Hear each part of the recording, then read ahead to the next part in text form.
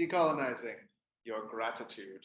We are broadcasting to you today from the ancestral lands of the Muwekma Ohlone people, and we are going to learn a little bit about decolonizing your gratitude.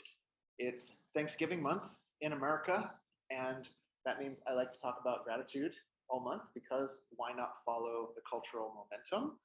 But that also means that an unanalyzed gratitude can go in all sorts of sideways directions. And so this year especially, and these recent years especially, I like to maybe dive in a little bit and just see what can we do maybe to upgrade our gratitude practice, maybe to make it a little more wholesome, a little more integrative, even a little kinder. So that's the spirit of today's talk. Okay, what is decolonizing? What is decolonizing? Well, British Columbia, they put a bunch of their university textbook online, so I got the definition from a university textbook from British Columbia.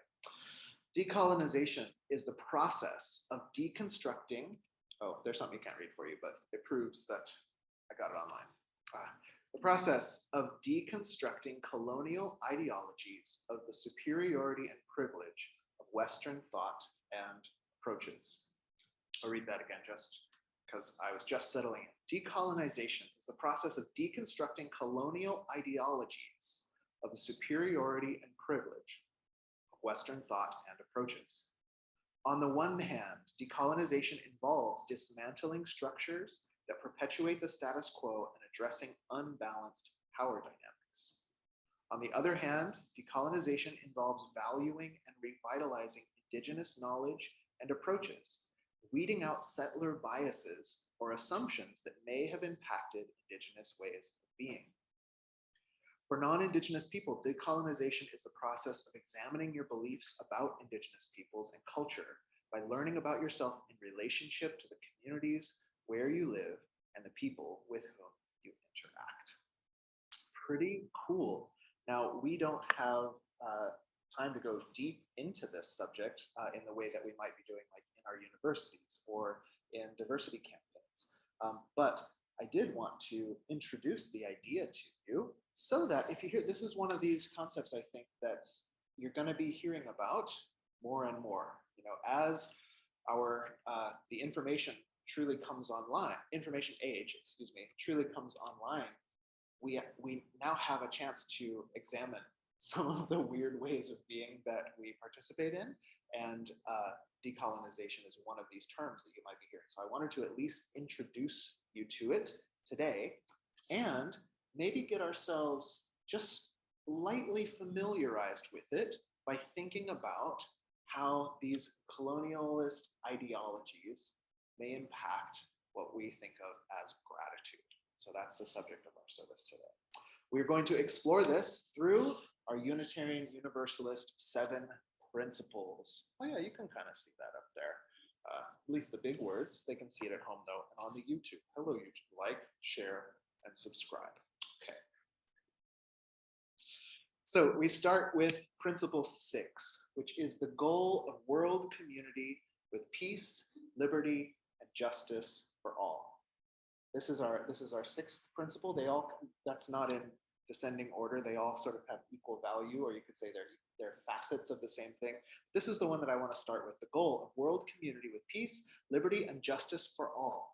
In terms of cultivating gratitude, what I want us to think about today is that any practice of gratitude, you'll know if you've heard me talking about it, gratitude is one of the best evidence-based practices for kind of helping to turn the tide of depression or anxiety, or to you could say enhance our resilience against all the stuff that we have to face in life, right? Just I'll keep pitching it to you all month.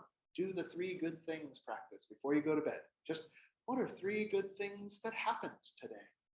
There's got to be some, at least comparatively. You know, if you get to go to bed, I think that's a very good thing.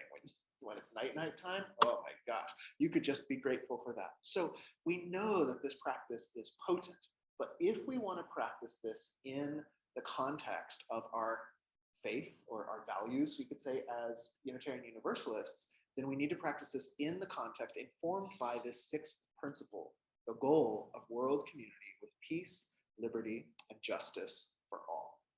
So we can contrast this with the definition of colonialism. This comes from Merriam-Webster's Online, my current favorite dictionary, which says colonialism is the domination of a people or area by a foreign state or nation, the practice of extending and maintaining a nation's political and economic control over another people or area.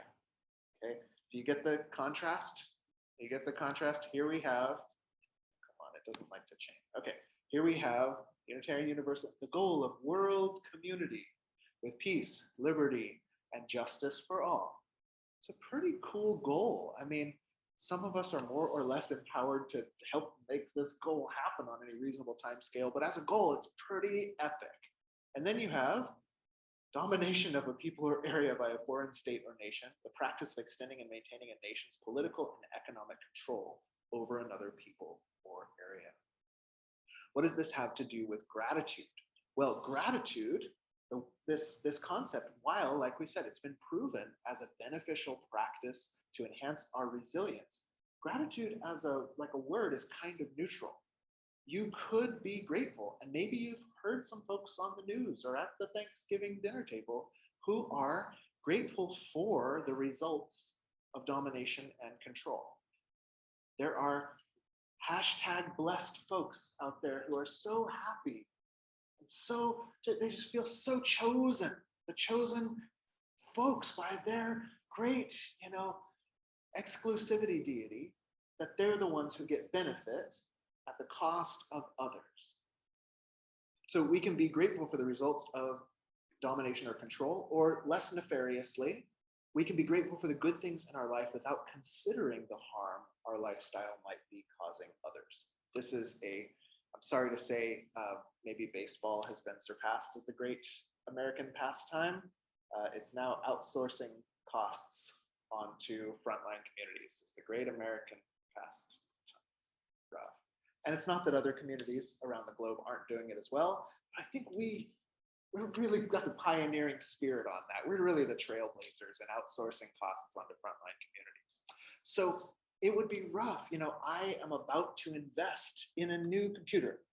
Why? Because I believe that my new computer will help me further the goal of world community with peace and justice for all by broadcasting UU values into the crazy place that is the internet, right? I think that's true. And I have to know that there's a reason I haven't done that for 8 years. Right?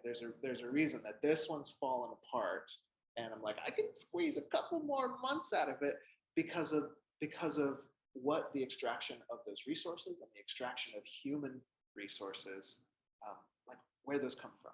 That's not something to be taken lightly. So the feel of the new keys and our new microphone, these are things that should be taken in gratitude with full awareness of their cost, and perhaps doing as much as we can to allay that cost in whatever way we can. Okay, so I believe our gratitude, if it's gonna be ethical, it has to be decolonized in the sense of moving away from domination of a people or area, blah, blah, blah, blah, blah, toward, pause for dramatic effect, toward a new computer that does buttons on the right time when you push them, toward the goal of world community with peace, liberty, and justice for all. Okay, we can expand this contrast by looking at our second and fifth UU principle as well. The second of which is justice, equity, and compassion in our human relations. And the fifth principle, which is the right of conscience and the use of the democratic process within our congregations and society at large. So, democracy, right? The worst form of government except all the other ones, right? But there's a reason why this is so important, because the contrast is that colonialism, the ideology, as we've heard, the ideology of colonialism is about power over, and our values are about power with. It's not about nobody gets any power. No, empowerment all the way. But can we find a way to have power with, to have a mutually empowering community, a mutually empowering society, a mutually empowering family. A colonial mindset has always been about coercion and control. We're aiming at a worldview that is based on compassion and consent. In terms of religion, we see this expressed in our fourth UU principle, which I didn't put a slide up for, which is a free and responsible for truth search, a free and responsible search for truth and meaning. This sermon would be incomplete if we didn't highlight the fact that that's exactly what settler colonialists deprived the native people of America from with their Indian schools. Language, religion, a search, a free and responsible search for truth and meaning. The colonial mindset applied religiously is one that says we get to decide how you search for meaning, if you search for meaning. We get to decide which meaning is correct. The mindset we're working toward is let's let each one, so long as it happens with consent and compassion, that's the responsible part, then be free to search for meaning in your own way. Where colonialism is about taking and using, restricting who's allowed to search for truth and meaning, we're upholding a way of being that aims primarily toward sharing. So from taking and using toward sharing. How can we begin to cultivate a different kind of gratitude? Let's bring this into our practical subject today, decolonizing your gratitude. I propose that a healing form of gratitude, rather than a gratitude which is rejoicing in domination outright. We unfortunately, this has come back into the spotlight. It had gone underground, sorry, making sure not to use any dehumanizing language. I let the censors work for a second here. But that has bubbled back up to the surface after being out of the spotlight for a while. The type of gratitude that comes at the expense of others. Gosh, what was I even saying? And then, of course, the less nefarious. That's just a celebration of our privilege without being bothered to check if we're celebrating at someone else's cost. I propose a more healing form of gratitude that we could practice is a felt sense of wholeness or at-homeness in the world.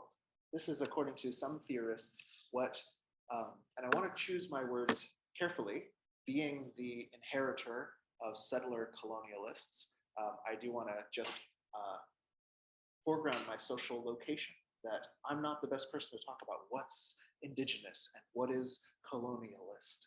I just want to share what's helping me in the hopes that it can help us be more informed. So with that disclaimer, some folks say that what characterizes what might be called an indigenous mindset in any place in the world is a feeling of at-homeness in the world. That we didn't come from somewhere else with our great savior powers to improve the savage nature of the land and its people, but there's an inherent worth, a fullness and a beauty in life, in us, in the world, just as it is. We could choose to participate in that. The colonial mindset that I suggest we deconstruct, that I suggest we remove ourselves from, is one that has taken itself out of the web of life. I can understand why we might do it. It feels kind of like you're special, right? Everything else is so just, oh, it's so flat. It's not hierarchical at all. You mean it's a web? What if instead of the web of life, we had a tower of life? And then some people could be on the upper floors, the nobles, who look like me. And then some people could be on the lower. No, it's a web of life. With that, fortunately, we have access to a feeling of at-homeness, of fullness, that is so often lacking those of us who live in this colonized world. We know about the epidemics of depression, anxiety, loneliness, addiction to medicate our loneliness. And it's quite likely that this is a direct result, aside from, of course, our chemicals go off sometimes. I know mine do. But in a way, this is cultural, that we feel like we don't belong here, that we feel like we're somehow exempt from the rest of the web of life. A healing form of gratitude might be one that is a felt sense of wholeness or at homeness in the world. Divorced from that, we become colonizers, taking the homes of others in the constant search for what we've lost and substituting for that fullness the ever tantalizing more and better. We're grateful when our inner scorecard tells us we're winning, for the feeling of lack inside is temporarily assuaged, usually by another Netflix show.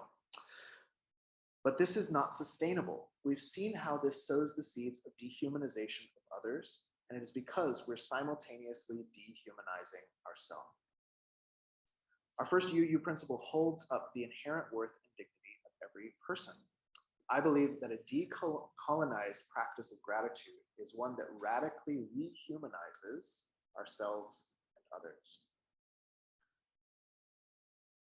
We're not coming from lack, fighting for a limited amount of worthiness, but from fullness. What that fullness feels like is gratitude. Gratitude like this is as much about giving as it is about getting. It's the felt sense of reciprocity alive in our human hearts.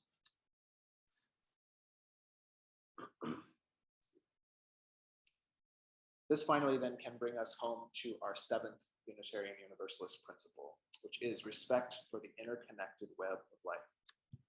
A colonized notion of gratitude is one that's all wrapped up in ownership. Ownership that comes from taking. Thank you, God, for these blessings you've given us at the expense of others. I believe a decolonized gratitude is about the joy of participation, of contribution, of sharing, of creating a better world together by recognizing our interconnectedness. So I'd like to read you from later in Robin Wall Kimmerer's book, Braiding Sweetgrass, a conclusion to the story of Sky Woman. She says, as we consider these instructions, it's also good to recall that when Sky Woman arrived here, she did not come alone. She was pregnant.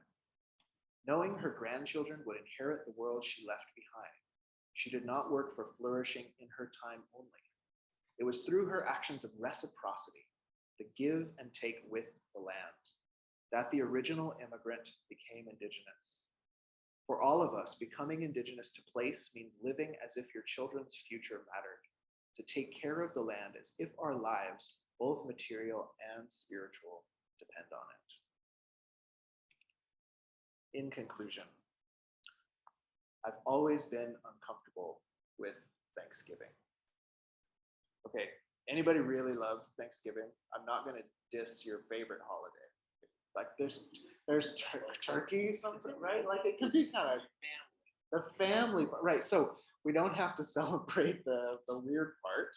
So like there's family, there's the gratitude thing. There's like, I don't know, you might get out the nice China coffee cups afterward and wait for pumpkin pie. I mean, what's more wholesome than that?